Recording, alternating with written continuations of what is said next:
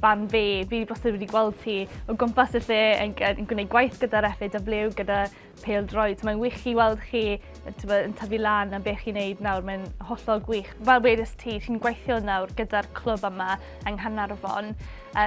Tyma bach amdano beth chi'n actually neud? Fel chi'n gallu dweud wrthyn ni? Felly, dwi yn rhan o dîm marchnata clwb pêl-droed tref Caernarfon ers blwyddyn o'n. Mae blwyddyn wedi hollol fflio. O'n i efo fe am 4 mlynedd a wedyn nes i adael nhw pam o'n i yn symud i'r brif ysgol. Felly, swydd fi ydy jyst fatha bod yn gyfrifol o'r cyfryngau cymdeithasol a wneud yn siŵr bod yna cynnwys yn cael ei paratoi. Mae'n swydd mor braf, mae pawb yma jyst mor fatha gefnogol o bob dim ac mae jyst yn glwb special iawn. Gwych, ac nes ti dweud fan'na, fel mae pobl yn cefnogol. Wrth gwrs, ni yn menywod sy'n gweithio yn y byd pêl-droed a chwaraeon. Beth yw profiad ti o fod yn fenyw yn y byd pêl-droed, yn wedyn gweithio gyda fel tîm dynion? Mae o'n jyst yn gwestiwn rili anodd, ond dwi'n meddwl beth ydy, pam nes i ddechrau, o'n i'n 14, so o'n i'n blwyddyn 9, dwi'n cofio mynd i ysgol, a dwi'n cofio hogia yn dweud fatha, pam ti'n fatha yn ffilmio dynion o falle. Ond dwi'n meddwl, mae sports media, mae wedi dod yn rhan mor fawr o'r gymdeithas o falle. A dwi jyst ddim yn meddwl amdano fo wan, achos nes i fynd i Ewrop efo tîm dreshi, ac fi oedd yr unig hogan yn rhan o'r tîm. A diolch yn poeni fi o gwbl wan de. Beth mae'n teimlo fel nawr i weld rhywun ifanc hefyd fel Griffiths, sy'n nawr yn chwarae gyda Manchester United a nawr cyrraedd tîm menywod Cymru sydd yn gwych i fod yn mor ifanc ac o'r ardal yma. Mae hi'n dod o'r Trawsnewydd ydy hi? Yndi, mae'n dod o'r Trawsfynydd a dwi'n meddwl mae jyst yn hollol anhygol be mae Red wedi wneud.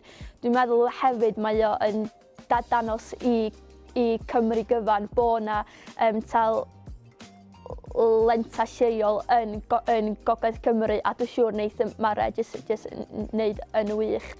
Ydy, wrth gwrs, ydych chi'n gweithio eisiau gymaint trwy'r iaith Gymraeg yma hefyd yng Caernarfon, yn gwahanol efallai ty fi yn y de a profiad fi, ond beth mae'r iaith Gymraeg yn neud i ti?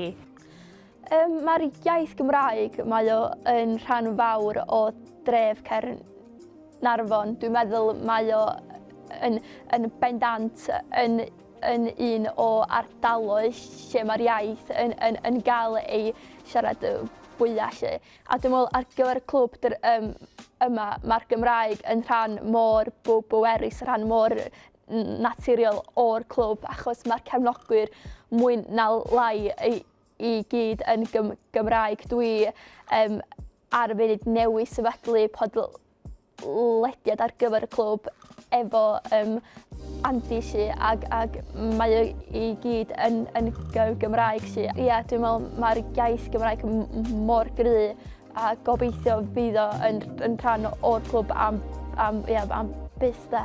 Wel, o ran fi, mae'r iaith Gymraeg wedi helpu fi gymaint. Pryd nes i mynd i brifysgol wedyn ar y cwrs fi, o fi oedd yr unig menyw oedd yn gallu siarad Cymraeg. Felly, pa byngod oedd rhywbeth yn dod mewn, unrhyw cyfleoedd, fi oedd yr un oedd yn gallu gwneud hwnna. So mae wir wedi agor gymaint o drysau. Fi mor falch a brwd bod fi'n gallu siarad yr iaith. Yndi, dwi'n meddwl mae Ian Gwyn Hughes o'r Gymdeithas Pêl-droed Cymru, mae wedi hollol newid perthynas yr iaith Gymraeg efo pêl-droed.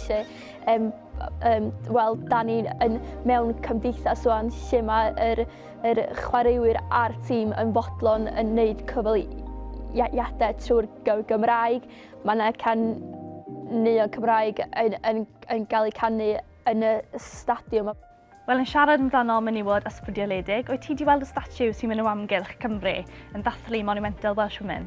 Dwi wedi gweld nhw, mae yna un o'r Gran Ogwen yn granog, a dwi'n meddwl bod o mor gyffroes ac bod o yn wbath fydd yn rhan o hanes Cymru am byth.